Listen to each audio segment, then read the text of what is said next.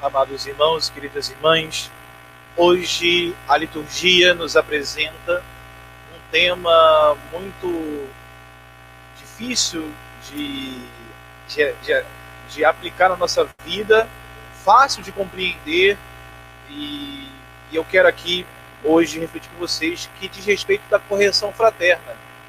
Como corrigir devidamente o irmão que está no erro? Como que eu faço para ser ali eficiente e agradável a Deus diante de um irmão que está no erro, diante de um irmão que ali precisa mudar de vida ali? Hoje nosso Senhor nos ensina no Evangelho essa tarefa da correção fraterna. Mas é interessante que essa correção ela é apresentada hoje numa coesão, numa ligação de todas as leituras da missa de hoje, com um outro tema que parece que é contrário à correção.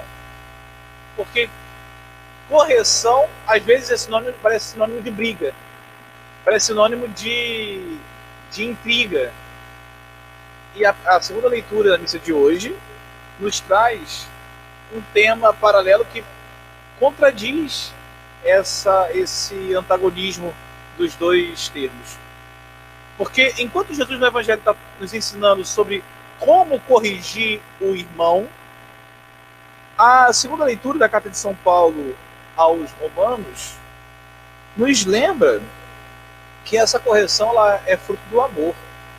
Assim diz São Paulo: não fiqueis devendo nada a ninguém, a não ser o amor mútuo, pois quem ama o próximo está cumprindo a lei.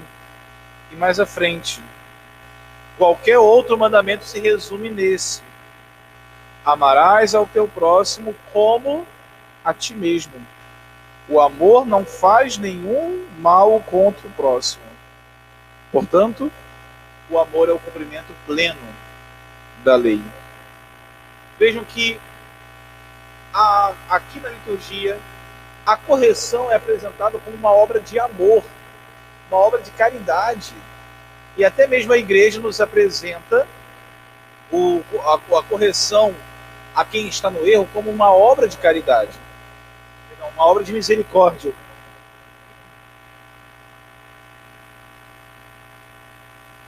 Quando nós tivemos ali o ano da misericórdia, tivemos oportunidade de refletir sobre as obras corporais e espirituais de misericórdia. E dentre as obras espirituais de misericórdia estava lá: corrigir quem está no erro. Então é um dever meu e teu corrigir quem está no erro. Isso está claro aqui. Mas essa correção não é só dizer assim: olha, você está errado, você tem que ouvir que está errado porque eu tenho que falar a verdade para você. Não. Não é esse o objetivo da correção fraterna. A correção fraterna, ela brota, ela é fruto de um ato de amor. Porque eu amo o meu irmão, porque eu quero o bem do meu irmão, porque eu quero a salvação do meu irmão, eu devo corrigir se ele está no erro. Se o meu irmão está no erro, eu devo corrigi-lo. A primeira leitura ainda traz para a gente um questionamento. Vamos supor que o meu irmão está no erro e ele morra com esse erro. Ou até mesmo aquilo que ele está fazendo de errado levaria ele à morte, levou ele à morte. E aí a primeira leitura nos faz uma reflexão. Se a pessoa morreu naquele erro e eu não advertir o meu irmão sobre aquele erro, eu sou culpado pelo erro dele? Eu sou culpado pela morte dele? A resposta está na profecia de Ezequiel, primeira leitura da missa de hoje. Se eu disser ao ímpio que ele vai morrer, ou seja, que ele está no pecado, que está no erro, e tu não lhe falares, Deus está dizendo isso. Deixa eu pegar do início da leitura. Assim diz o Senhor: quanto a ti, filho do homem, Eu te estabeleci como vigia da casa de Israel. Logo que ouvires alguma palavra da minha boca, tu os deves advertir em meu nome. Se eu disser ao ímpio que ele vai morrer, e tu não lhe falares, advertindo-o a respeito da sua conduta, o ímpio vai morrer pela sua própria culpa.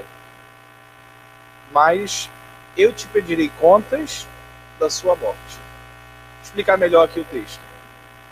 Se uma pessoa está no erro e eu deixei de corrigir aquela pessoa, eu vi o erro da pessoa e eu deixei de corrigi-la, o que ocorre comigo se a pessoa deixa de ter a correção? Bom, vamos lá. Eu não sou culpado, segundo a profecia de Ezequiel, do erro daquela pessoa. Cada um é responsável das suas ações. Eu não sou responsável por aquela pessoa ter cometido o erro. Mas Deus vai me pedir contas pela minha omissão, pela minha falta. Tem gente que às vezes acha que pecado de omissão é simplesmente deixar de falar alguma coisa, uma coisa qualquer. Por exemplo, eu não quis dizer para as pessoas alguma coisa. Vamos supor, de repente eu fui em tal lugar, mas não quis dizer que eu fui naquele lugar, então eu omiti. Bom, isso aqui é pecado de omissão? Não. A não ser que eu tenha obrigação de dizer aquela coisa, eu tenho obrigação de dizer aquela coisa para aquela pessoa específica, a não ser que seja isso, essa omissão não é pecaminosa, não é pecado. O pecado da omissão, ela diz respeito não tanto aqui de dizer, mas eu sou omitido até de é um omitido de fazer. Exemplo, eu deveria corrigir uma pessoa e deixei de corrigir. Isso é uma omissão. Eu me omiti. É um dizer aqui, mas é um dizer ativo. Eu deixei de corrigir aquela pessoa que caminhava no erro. E por isso, eu aqui vou responder perante Deus pela minha omissão. Eu deveria falar, eu deveria corrigir, mas não fiz. Então, o que Deus vai me cobrar? Deus vai me cobrar a minha omissão. Ah, a pessoa então viveu no erro, morreu no erro. Eu sou culpado do erro da pessoa? Não. Eu sou culpado de não ter corrigido aquela pessoa que estava no erro. E aí diz Deus, continua: mas se advertires o ímpio a respeito da sua conduta, para que se arrependa, e ele não se arrepender, o ímpio morrerá por sua própria culpa, porém tu salvarás a tua vida. Se você corrige a pessoa e a pessoa não emenda a sua vida, você adverte a pessoa, mas ela não corrige a sua vida, então você não é culpado, porque você fez a sua parte. Você fez a sua correção. A omissão aqui seria deixar de corrigir quem está no erro. Agora, todos nós sabemos que corrigir alguém é muito difícil. Corrigir até mesmo com eficiência é algo difícil. E a minha intenção aqui é te dar dicas práticas de como corrigir alguém de maneira eficiente. O que você pode fazer para causar o bem a uma pessoa que está no erro? Bom, volto a dizer algumas coisas que eu comecei dizendo na homilia. A primeira coisa que você tem que ter na sua mente é o princípio de que você quer o bem da pessoa. A correção fraterna não pode ser uma obra de vingança. A correção não pode ser um simples desejo de justiça. Ah, você falou aquilo para mim e eu não gostei, então aqui eu venho te falar, para te colocar que eu não gostei disso. Isso aqui não é correção fraterna. Ah, você precisa agora ouvir umas verdades aqui sobre isso que você fez. Isso não é correção fraterna. Até porque nem toda verdade deve ser dita. Tem gente que às vezes usa isso. Ah, mas aquilo ali é verdade, aconteceu mesmo, então por isso estou dizendo. Bom, não é tudo que é verdade que a gente tem que ficar dizendo para todo mundo. Tem coisas que são privadas, tem coisas que devem ser guardadas. Não é que ficar vivendo uma vida de esconderijo, mas você não fala da sua vida particular tudo. Veja, tudo que pergunta sobre a sua vida particular você vai contar para todo mundo. Tem coisas que são privadas, são pessoais. Não diz respeito a ninguém mais, além de você, além do que a sua família. E não é porque aquilo ali é verdadeiro que tem que dizer, não, é privado, é algo pessoal, é algo íntimo também do outro. Nem tudo que você sabe, você tem o direito de dizer para qualquer pessoa.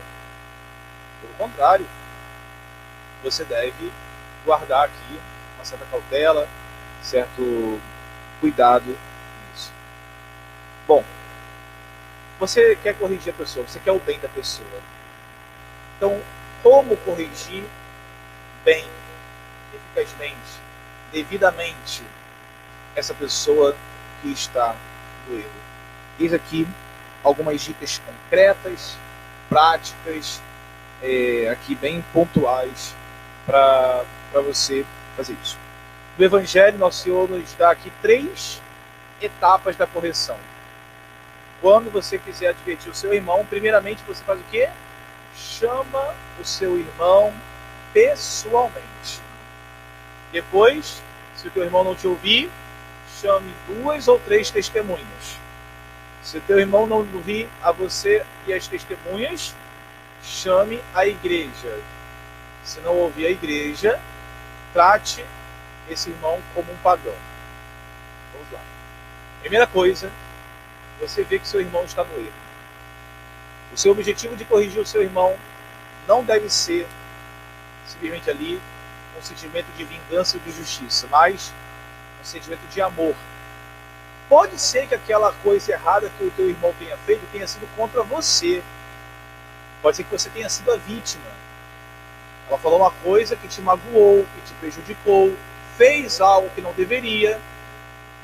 Mas a correção não deve ser um fruto de aqui você querer assim, olha, tirar satisfação, você querer dizer para a pessoa que não gostou simplesmente. Mas deve ser o objetivo de querer o bem da pessoa. Que a pessoa se converta, se corrija e possa ter a salvação da alma dela. Se não for esse o objetivo, aí não tem aqui validade nenhuma a sua correção. E aqui eu começo, para poder chegar no ideal, a apontar algumas maneiras erradas de corrigir o próximo. Uma maneira errada que existe é a explanação do erro da pessoa.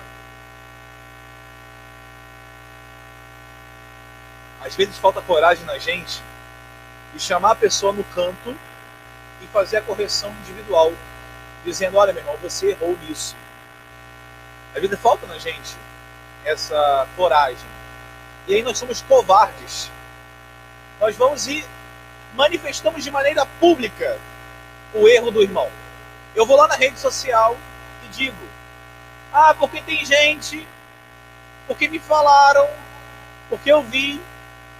E aí eu falo de maneira assim pública, às vezes até genérica, mas quem está lendo sabe do que eu estou falando, de quem eu estou dizendo, ou às vezes de maneira até mesmo direta, e coloco de maneira pública, sabe, de todo mundo, o erro da pessoa, a correção da pessoa, mas eu não tive a coragem de chegar até aquela pessoa e dizer, olha meu irmão, você está errado nisso. Se eu não tenho essa coragem, aqui é um problema sério eu fazer essa explanação, por quê? Porque eu estou sendo covarde. Eu estou, na verdade, me protegendo, porque a internet ali, ela me esconde de alguma maneira. Ou eu vou e falo para um monte de gente assim, em público, o erro de uma pessoa. Eu não estou corrigindo. Mais uma vez, estou sendo covarde. Porque eu quero aqui manifestar de maneira pública, porque eu não tenho coragem de enfrentar olho no olho, pessoa a pessoa. E aqui cuidado com essas expressões que maqueiam aqui. Porque tem gente por aí que faz isso, isso e isso. Estão dizendo por aí. Só que se tem gente que estão dizendo, tem nome, endereço e CPF. Isso é um problema. Eu aqui estou sendo covarde. Eu tenho o dever de corrigir meu próximo e não de explanar o erro do meu próximo. Se eu coloco assim em público o erro de alguém que eu vi, que eu assisti, eu estou causando um mal maior. Por quê? Porque eu estou causando escândalo e fazendo com que outras pessoas saibam do erro que eu vi pessoalmente. E aqui é um outro pecado. Aqui é o pecado de causar escândalo. Acredito eu que nas próximas semanas, na liturgia, o Evangelho vai trazer aí o Evangelho do escândalo, que seria melhor amarrar uma pedra de moinho, amarrar uma pedra de moinho no pescoço e atirar ao mar, do que causar o pecado do escândalo. Quando eu divulgo o erro, o pecado de uma pessoa que só eu vi, que só eu sei, ou que poucas pessoas sabem, eu estou causando também o pecado do escândalo.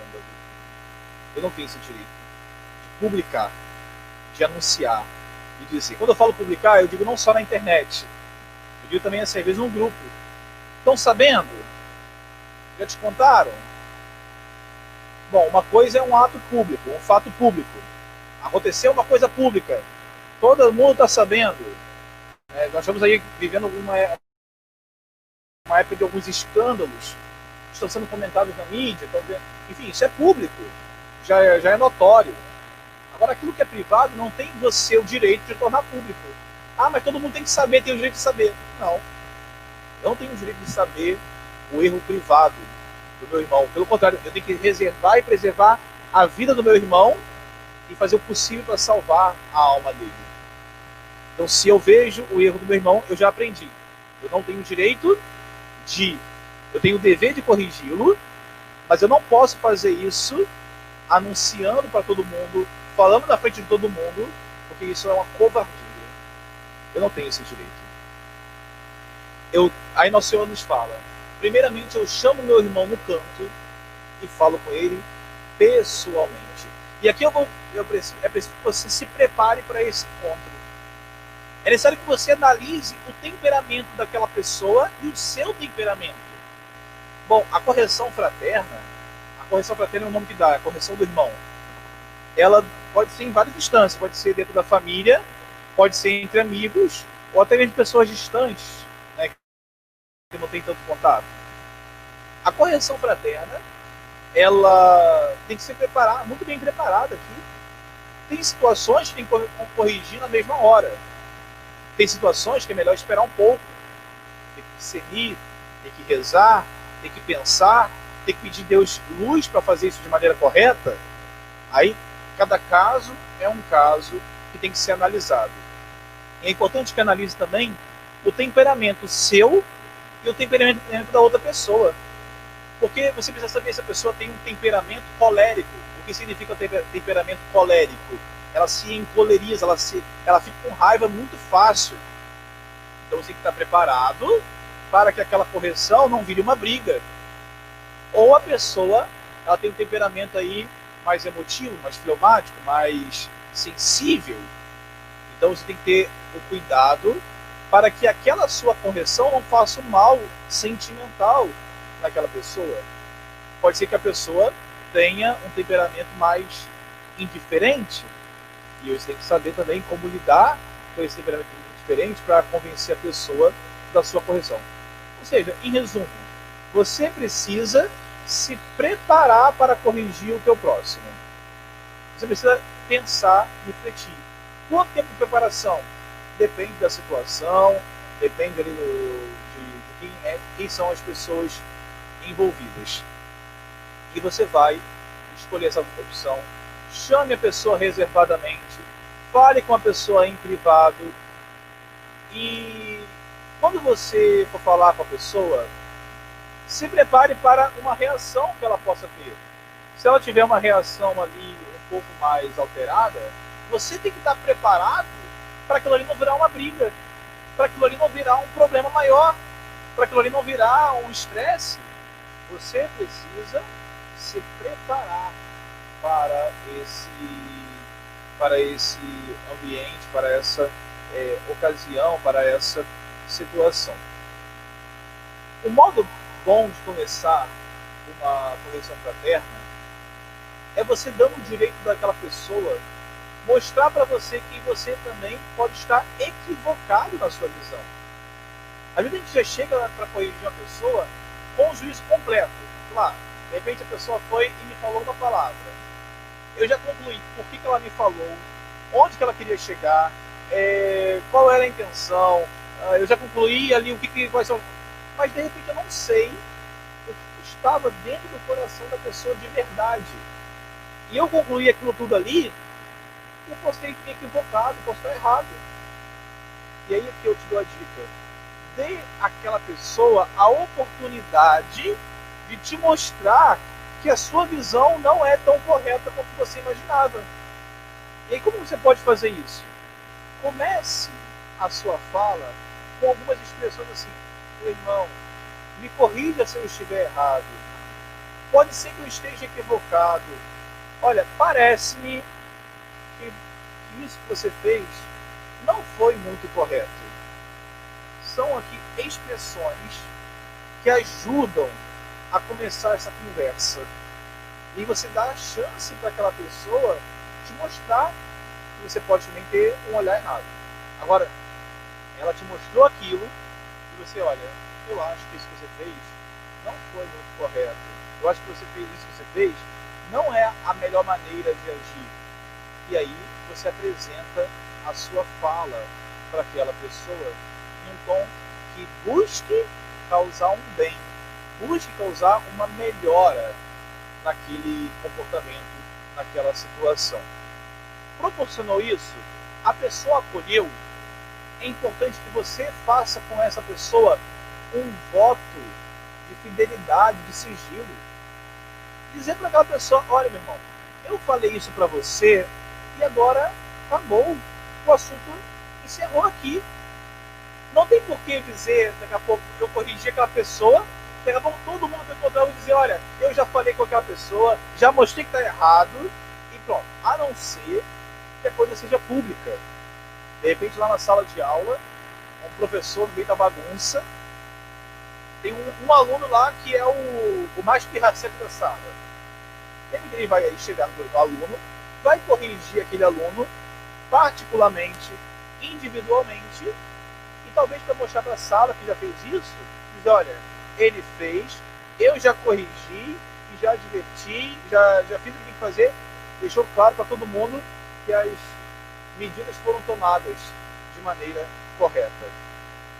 Agora, todo mundo aqui já foi aluno, creio eu, e muitos aqui são do contexto de sala de aula. Nós temos muitas pessoas na nossa paróquia que trabalham com a educação. É uma covardia, às vezes, quando o professor não se vê capaz de corrigir individualmente aquele aluno e pune toda uma classe por o erro de uma pessoa. É uma covardia. Ele quer usar a força de todo mundo contra um aluno, porque quando se sentir incapaz de corrigir aquela única pessoa. Não é correto. Corrigir, gente, é muito difícil. Corrigir não é fácil. Exige muito esforço. Daí que se eu não consigo na primeira instância, eu vou tentar corrigir com as outras pessoas. Vejam que o tempo inteiro eu coloco pontos e contrapontos dentro dessa correção fraterna. Porque o objetivo deve ser ganhar o meu irmão. Assim que o Evangelho fala: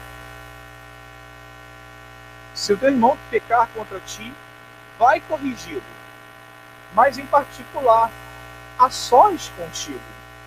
Se ele te ouvir, ganhaste o teu irmão. Quer dizer, se ele te ouvir, você já ganhou. Que bom! Uma vitória. Se ele não te ouvir, diz, chama 2 testemunhas, 3. Se ele ouvir as testemunhas, ganhou o seu irmão. Se não ouviu, chama a igreja. Supondo aqui que a pessoa é cristã e que ela vai reconhecer a autoridade da igreja. Agora, se nem a igreja a pessoa ouviu, a palavra de Jesus é dura. Que seja tratado como um excomungado, como um gentio.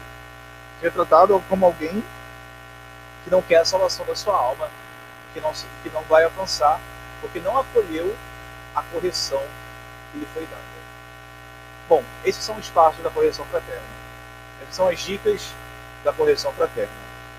Tenha isso, meus amigos, tenha isso como princípio para você. Se você está diante do erro do seu irmão, talvez tenha feito mal contra você, como diz o Evangelho, ou não. Primeira coisa, corrigir o irmão em particular. Você não tem o direito de espalhar, de contar para mais gente, nem de maneira indireta, o erro do seu irmão. A não ser que ele tenha sido um erro público, você não tem esse direito.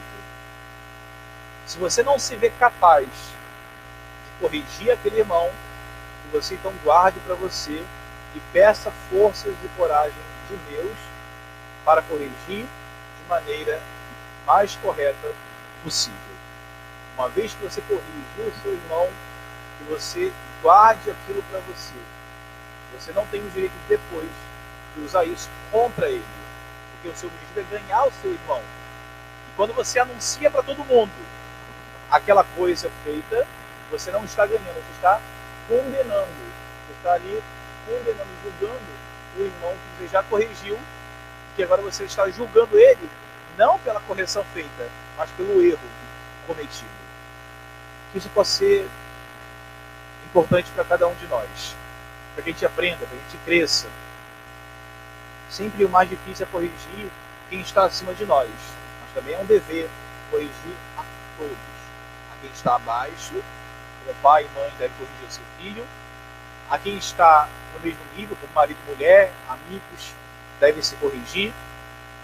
A quem está acima, como filho, como talvez o fiel ao sacerdote. Quem está abaixo deve ter o dever de corrigir quem está acima também. Enfim, é a todos. Mas sempre na caridade, com o propósito, o desejo de causar o bem ao próximo, o bem ao outro.